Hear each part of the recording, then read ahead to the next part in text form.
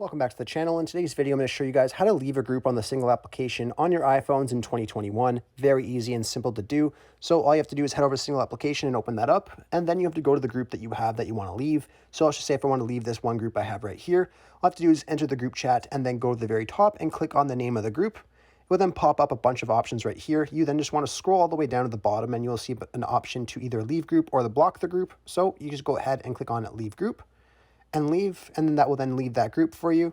And it just says right here, you have left the group, so you're good to go, and you can exit out. Anyhow, I really hope I was able to help you guys out, showing you guys how to leave groups on the Signal application on your iPhones in 2021. This video does help you out. Be sure to leave a like on it and subscribe for more content. Thanks for watching.